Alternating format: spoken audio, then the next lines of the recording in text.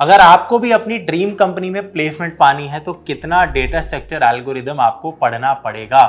तो यहाँ पे मैं एक कंपनी वाइज शीट तो नहीं लाया हूँ, अगर आप वो भी चाहते हो तो कमेंट्स के अंदर मुझे बताना।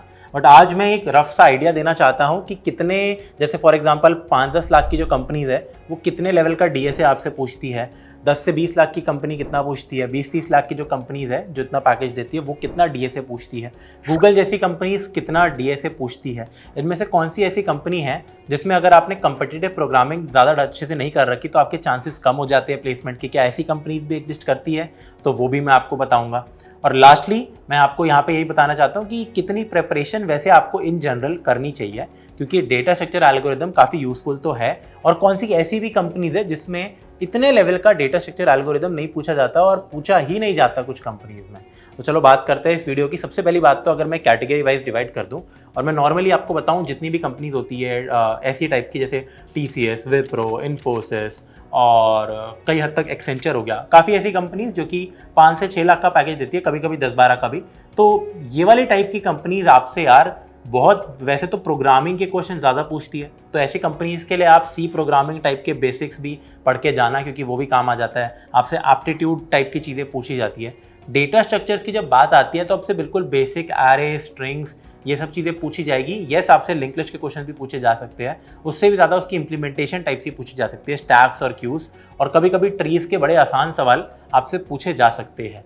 टाइम कॉम्प्लेक्सिटी पे बहुत ज़्यादा एम्फोसिस नहीं दिया जाएगा, बट यस दिया जाएगा ऑप्टिमाइज करने के लिए, शायद कभी कभी बोल दिया जाए। बिल्कुल बेसिक लेवल पे आपसे डेटा स्ट्रक्चर एल्गोरिदम पूछा जाता है इन पर्टिकुलर कंपनीज के अंदर, और बाकी चीज़ जैसे कि मैंने बताई वो आपको यहाँ पे एक्स्ट्रा छोटी छोटी चीज़ें काफ़ी सारी आनी चाहिए। फिर अगर मैं बात करूं ऐसी कंपनीज जो कि अराउंड 9 से लेकर 18 लाख की कैटेगरी में आती है, मतलब ये मैं कैसे क्लासीफाई कर रहा हूं एक्चुअली में, जैसी जैसी कंपनीज मेरे कॉलेजेस में भी आई थी, मेरे कॉलेज में आई थी, तो मैं उस हिसाब से आपको बता रहा हूं। अब अलग अलग कॉलेज अलग अलग टाइप की कंपनी को ड्रीम कंपनी या फिर A+ कंपनी कंसिडर करती है। जैसे कि मेरा कॉलेज पहले कहता था कि 20 लाख से ऊपर ड्रीम कंपनी होती है, और फिर बाद में इन्होंने गोली दे के बोल दिया कि नहीं यार 10 लाख से ऊपर भी हम ड्रीम ही बोलते हैं। ठीक है, तो डिपेंड करता है कि आप कैसे कुछ क्लासीफाई कर रहे हो, इसलिए मैं पैकेज का रफली नंबर आपको बता रहा हूँ। अब 9 से लेकर मान लो 18 लाख की जो कंपनीज है, 16-17 की इनफैक्ट कुछ एक कंपनीज 18 लाख रुपए देती है। ठीक है, ये वो कंपनीज है जिनका जो बिल्कुल टॉप प्रोडक्ट बेस्ड कंपनीज तो नहीं है, बट ठीक ठाक कंपनीज है, कुछ नए स्टार्टअप्स है। ठीक है, जैसे फॉर एग्जांपल स्विगी हो गया, पेटीएम हो गया, आपका मिंत्रा हो गया, नायका हो गया, और भी मतलब काफ़ी सारी ऐसी कंपनीज आती है। तो ये आपसे किस लेवल का डीएसए पूछ सकती है वो मैं आपको बताता हूँ। सबसे पहली बात तो यहाँ पे मेक श्योर करना कि आपका ऑलमोस्ट सारा डेटा स्ट्रक्चर्स एंड एल्गोरिदम्स तो फिनिश्ड ही है। ठीक है, और यहाँ पे आपसे होता क्या है कि अच्छे खासे link list, stacks, queues, trees के ठीक ठाक सवाल आपसे पूछे जा सकते हैं। एल्गोरिदम्स पे आपसे अच्छे सवाल पूछे जा सकते हैं, जैसे कि बाइनरी सर्च हो गया। ठीक है, आपसे टाइम एंड स्पेस कॉम्प्लेक्सिटी के बारे में काफ़ी कुछ पूछ सकते हैं। बाइनरी सर्च तो यार बहुत ज़्यादा फेमस हो गया है, छोटी छोटी चीज़ें इसके बारे में हर जगह आपसे पूछ सकते हैं। थ्योरेटिकल भी आपसे चीज़ें पूछ सकते हैं कि यार बाइनरी सर्च की जगह अगर टर्नरी सर्च हो, मतलब अगर मैं 2 ऐसे 3 में डिवाइड कर दूं अपने सर्च स्पेस को, तो उससे कितना फर्क पड़ेगा। ऐसी छोटी छोटी चीज़ें भी आपसे पूछी जा सकती हैं। और एल्गोरिदम जितने भी और है, ग्रीडी एल्गोरिदम के भी बेसिक सवाल आपसे पूछे जा सकते हैं। डीपी और ग्राफ के आपसे जितने भी सवाल पूछे जाएंगे जो आपको शायद टफ लगते हैं, वो सिर्फ स्टैंडर्ड क्वेश्चंस ही यूजुअली पूछे जाएंगे, कुछ हटके नहीं पूछा जाएगा।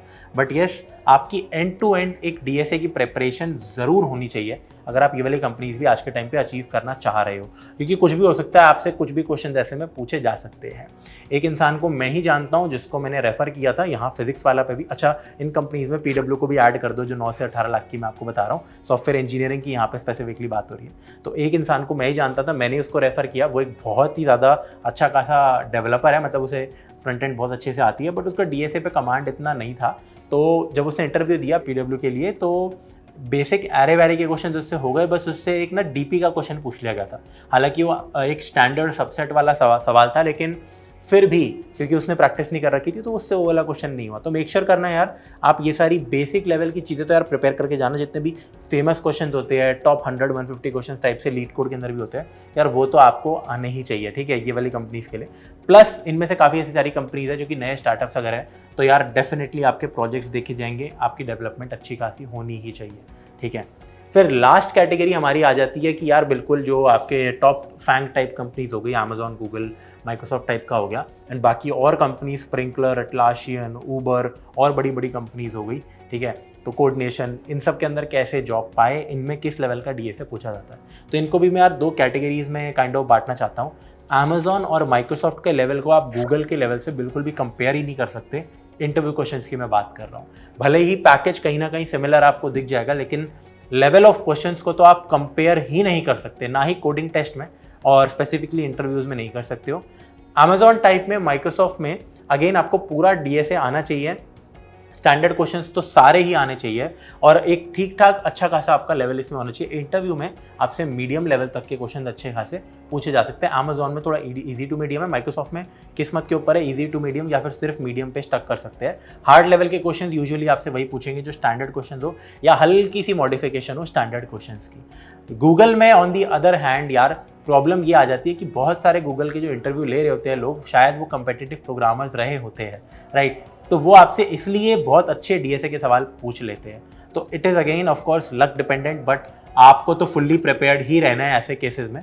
तो गूगल में काफ़ी अच्छा डीएसए पूछा जाता है। They mostly rely on tough topics and that too medium to hard level questions of those topics. तो स्टैंडर्ड हार्ड क्वेश्चंस तो आने ही चाहिए, बट उनमें भी आपकी प्रैक्टिस बहुत अच्छी होनी चाहिए।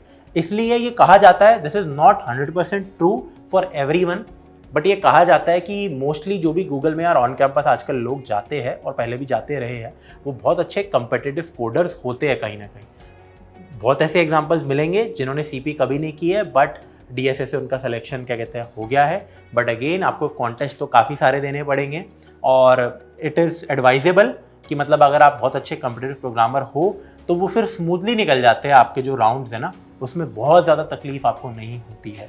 तो गूगल जैसी कंपनीज हो गई और बाकी ऊबर जैसी कंपनीज हो गई, वो भी अच्छे खासे मुश्किल क्वेश्चन पूछ लेती है, ठीक है। अटलैसियन को थोड़ा हम माइक्रोसॉफ्ट और गूगल की तरफ क्या कहते हैं अमेजॉन के साइड्स में रखेंगे, बट उन कंपनीज में फिर यार सिस्टम डिज़ाइन वाली चीज़ें बहुत ज़्यादा पूछी जाती है, तो वो एक अलग पंगा है हमारा। बट इस वीडियो में तो चलो हम डीएसए की ही यहाँ पे बात कर रहे हैं। तो Google kind of one of the hardest companies है in terms of DSA, and वो इवन बड़ी प्रोफाइल्स के लिए भी SD2 अगर किसी को गूगल में बनना है, स्विच करना है, उस समय भी वो खतरनाक लेवल का डीएसए पूछेगी। स्टार्टिंग में तो पूछती है, तो ये तो उनकी आदत यहाँ पे है।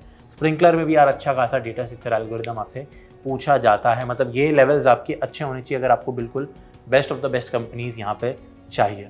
तो आई थिंक आपको एक आइडिया लग गया होगा मैं क्या एडवाइस दूंगा। सिंपल सी बात, आप अगर फर्स्ट ईयर स्टूडेंट हो, मैं जानता हूँ मेजॉरिटी आप में से फर्स्ट ईयर ये वीडियो देखते हैं, जबकि आपके लिए काम की वीडियो है नहीं।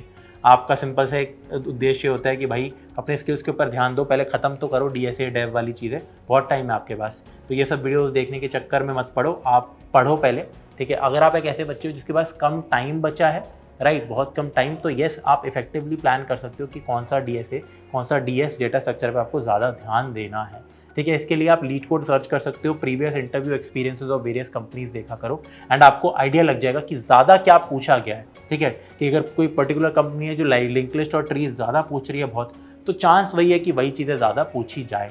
उस समय आप अपनी प्रिपरेशन को ऑप्टिमाइज कर सकते हो। But if you have 6 months to 1 year before the placement comes, या even more than that, then complete your data structure then algorithms. इस वीडियो में इतना ही था, आई होप आपको समझ आ गया होगा। तो मिलते हैं आपसे अगली वीडियो में।